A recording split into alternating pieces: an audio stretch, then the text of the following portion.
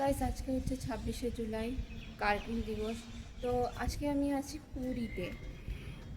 পুরীতে আমি এসেছিলাম উল্টো রথের দিন।